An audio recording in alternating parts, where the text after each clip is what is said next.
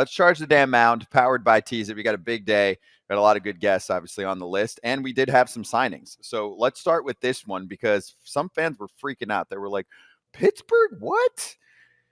Aroldis Chapman is now joining the bullpen. Not to close, because that job belongs to the all-star David Bednar. But there it is. Ken reporting on this one last night in agreement with the Pirates on a 1-year, $10.5 million for Aroldis Chapman, who about triples his salary from 2023. He was a little over $3 million for 23. Signs with KC. He resurrected his career. He was great. Fastball, velo, the whole deal back up. Todd Father, and then KC flipped him and actually got Cole Reagans, who looks like he might be like a number 1 or 2 starter. So it worked out for everyone, and Pittsburgh's trying to replicate that.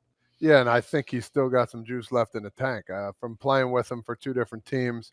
I know his lifestyle. I know the way he goes about it. He's a strong person. He throws the ball hard. He kind of tinkered with his delivery last year a little bit. I saw him during the playoffs with Texas, and he kind of turns and comes down a little more to get a little more push off that backside. And he said, Poppy, something different. I got to change. I can't just keep throwing hard. I got to keep trying to hide the ball. And I said, that's a great idea. He did well, and I think it's a great pickup for Pittsburgh. It's another key cog for them, 2 guys. 7th, 8th, 9th inning that can come in and help out this team. Is Pittsburgh's going to win it all? Probably not, but this is a good start for them and maybe another trade piece down the road too as well. So you got to look at both sides. Yeah, I know AJ's going to say. Don't buy a house in Pittsburgh. Don't buy a house in Pittsburgh, Mr. Chapman, because you and Rowdy and whoever else, who else they have? Probably Marco Bednar Gonzalez. as well, yeah. You guys, there's a good chance by come June or July, you guys are packing your shit. You're out the door. So, listen, it's great for Aroldis to get $10.5 million. This is a great thing for Pittsburgh. At least they're trying to spend some money. I know Bob Nutting came out and said the Pirates are going to be competitive this year. They still need more pieces. They still need more offense. They still need more pitching. But it's a nice piece. But again, these guys, as a veteran guy, listen, you can go anywhere for 3 months, and you can survive for 3 months anywhere. Aroldis Chapman will go there for 3 months. If they're not in it, guess what? Bye-bye. Aroldis, you're going to go to some team, and both times that he's won a World Series, guess what he did? He got traded in the middle of the year. So it can happen. It's happened before, and it will happen again if Pittsburgh's out of it. So, again, you go anywhere for 3 months, and Aroldis Chapman is trying to prove it again. And Chapman's on the – or I should say Pittsburgh is on the Baltimore Orioles plan, right? Hey, we're going to scrap it all down, which they did years ago already at this point, and we're just going to have a bunch of young, exciting players that cost sub $1 million.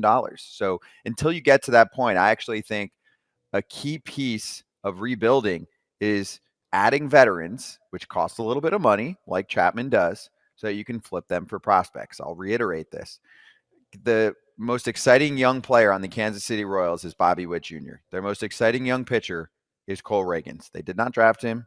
They barely developed him, although when they brought him over, they did make some tweaks and it helped him. So that's what Pittsburgh needs to do. You can't just draft and develop if you want to completely flourish, in my mind, or give yourself a much better chance, especially now in the lottery era, right?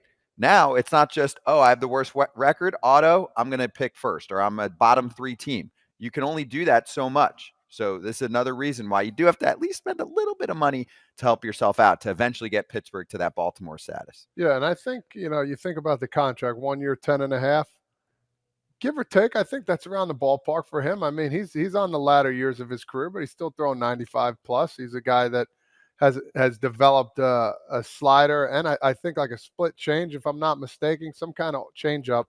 And, he's gotten better. He's that guy. He's that Cuban missile. So he's going to keep doing that. And I think a pretty good deal for both sides. Yeah. Robert Stevenson got essentially $11 million a year for 3 years. Obviously, Stevenson is coming off a dynamite second half of the season and different pitchers. And Chapman, I guess the ding against him, AJ, primarily in terms of what he does on the field is he has those stretches during a season where he just falls apart, can't find the zone. And then even in the playoffs, he actually was pretty effective. I think it was 2 runs in 8 innings, but you do feel like you're entering a roller coaster when he hops on the mound. But sometimes it's like it's 2 pitches way out of the zone, and then he gets you on 3 pitches right after that. So he's entertaining for me to watch. If it's not my team, I'm like, oh, this is going to be good.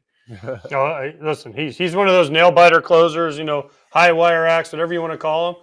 But he's gotten it done a long time, and he's saved a lot of big games, and he's blown some big games too. But listen, he still throws hard, like Todd said. And remember last year how great he was at the Royals, and that's why the Rangers went out. Remember the Rangers struck early for him. It was like May, I think, or end of May, where they went out and got him for Cole Reagans.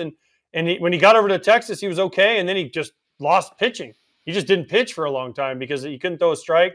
But again, he got it back, and people still believe in him, and he still has that aura about him. Best thing that he does, though, when he closes out a game, he doesn't celebrate. He just like stands there and stares at you. He's like, Yeah, he does. you're like, okay, you got me. And that dude is giant. Todd will tell you that. Oh. He is way bigger in person than you think he is when you see him on TV. Not many people have bigger biceps than Scooter over here. No, And he's got worlds bigger ahead of me. Tries, buys. Dude, thighs. I'm shrimp cocktail for Aroldis Chapman, let me tell you. But the last thing I'll say with Chapman that stood out to me when I was just scouring through social media, people were like, why would he go there? There's one reason. Oh, he loves this restaurant in Pittsburgh. No, and it's nothing against Pittsburgh. I like Pittsburgh. But I'm just saying, it's this. It's just this, okay? He just won a freaking World Series title. He felt like he was underpaid last year, which, given his production, he was underpaid last year. So I bet the Pittsburgh Pirates gave him the best or one of the best, most competitive offers. It's that freaking simple. Yeah, you know, 100%. I don't think you have to read into it much more. People are like, I didn't see this. And it's like why? It's like any other job, dude. It's like when you're later in your career, it's like any other job. You're looking for the most money, and you're looking for, you want to compete, but still at the same time, at the end of the year, he might have a couple years left. So it's like, let me make what I can make, and I'm still going to go out there and fight. Don't get me wrong. When I do a job, I'm going to give it to the best of my ability, just like a guy that works at a desk, just like a guy that works behind the dish at McDonald's. Listen, you got to work. Yeah. And you got to give it your best shot. And he doesn't care about playing on multiple teams. This is his sixth team. And I will say this is my little insight, because I do know some people that are tight with Chapman. He spends money. He likes money. So he's going to go for the biggest offer, right? If one team's at 10.25 and one's at 10.5, he's probably going there. But again, you mentioned the money, but it still goes back to me. Yeah, it was probably his highest offer, but he also knows, again, there's a good chance if he does well, he's going to get traded to a team in contention. So I think, Todd, you can go anywhere for 3 months, right? Scott, Sure. You could go anywhere for 3 months and figure it out, and then know that the back end there could be a reward with a big paycheck. I think this is a win-win for both teams, both sides. Yeah. Agree. And then the other one that pops up, and we'll get Ken's thoughts in a minute here, but first to you guys. Did you know the Dodgers signed a player? Yet another? Oh, no. They already signed Paxton. Ohtani. Oh. Yeah, and Yamamoto, and Teoscar Hernandez, and traded for Tyler Glasnow. Just But another chip. why not a little James Paxton action? Which to me, actually, AJ, is a classic Dodger signing, because they will sign these guys that have upside, that have dealt with injuries. There's some years where they've got like 3-4 pitchers stacked on the IL, and sometimes none, or maybe only one of them pops up. But Paxton has this stuff. We've talked about this, that if he's healthy for the playoffs, can he pitch a playoff game for you? He could if he's healthy, but that's the problem.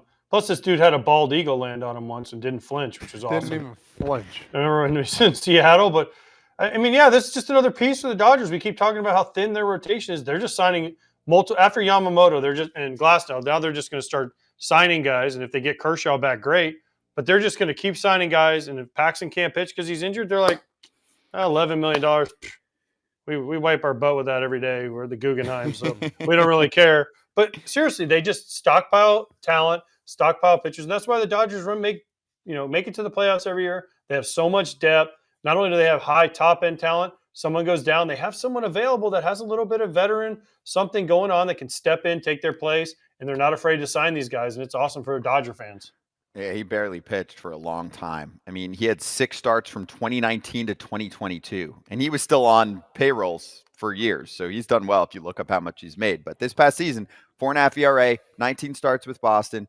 Trade talks were there, didn't end up happening. And it was really in the first 10 starts. Then he did dip a little bit and had a knee problem also. Yes, the injuries have just been endless for him. But first 10 starts at a 2.73 ERA. So, I mean, for the Dodgers, they look for quality. I think that's pretty clear at this point. And I think at the end of the year, he got his fastball velo back. And I think that was the main thing, because when you're big like that, you have a stature like that.